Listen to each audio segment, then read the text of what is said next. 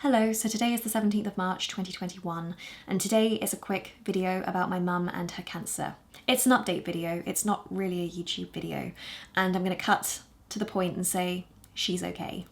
There's no adverts on this, I want no clickbait, so just stating at the very beginning she's okay. Take it in. It's all very well sitting here and saying that because obviously it's been a journey. A tough one at that, for my mum and the family. We're a close-knit group. I've got makeup on, I'm sitting here dressed up, but I am actually finding this more difficult than I anticipated it to be.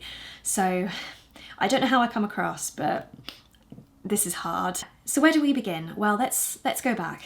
So this time last year, we didn't know anything was wrong. By May, it was clear my mum was not well. By August, my mum had been referred somewhere. By September, she had the diagnosis. And at that point, it wasn't clear the amount of cancer she had. So we only were aware of the bowel cancer, which is one of the reasons why I kept it vague, because we just didn't know. So it was bowel cancer. Luckily, they didn't find anything else. You can see the stress, look, the shoulders just go up and up. Come on, calm down. By November, my mum went into hospital, and that in itself was a miracle because at that point, the second lockdown was coming into effect and everything was vamping up and getting frightening. There was a point when we didn't think she was actually going to get the operation. It was going to be postponed. So when it did actually happen,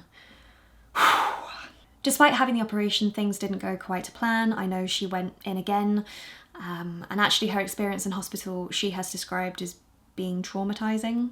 There was a COVID scare on her ward, and that was really, really, really stressful because I know my family and I, me in particular, I just wanted to go in and rescue her.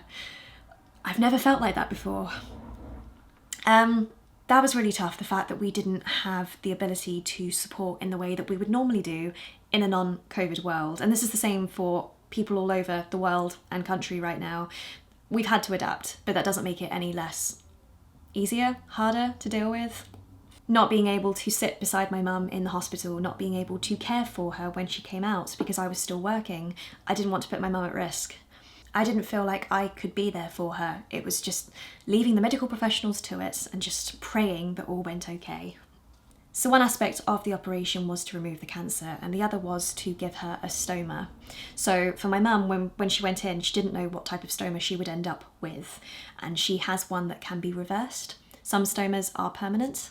In theory, my mum needs to have the stoma reversed at some point, but for the time being, she's stable, and because of the pandemic, we just don't know. So for now, my mum has a stoma. She's having checkups and all sorts, and will continue to have those for years to come. Something that I know we've all found difficult to process is just how fast this has all happened. It's happened so quickly that there's been very little time to actually adjust what's going on. It's like you're traumatized and then the trauma kicks in further down the line. I know we've had people have cancer before, but something about this has been different, especially due to the pandemic. And then the next thing is that this is not me being a pessimist, and I'm not the only one that feels like this. This is not a Rebecca opinion. It's one thing getting through it, it's another thing dealing with the fact that you've actually had cancer and cancer is in the family, and the fact that cancer has also come back for other family members numerous times before now leaves us in this weird sort of state. Like, we're grateful, we're in a sense of stability, but simultaneously you just don't know. You can't let cancer hold a dark cloud over you for the rest of your life, but it is something to take into account. So that in itself has been the catalyst of lots of change for us as a family in the last couple of months.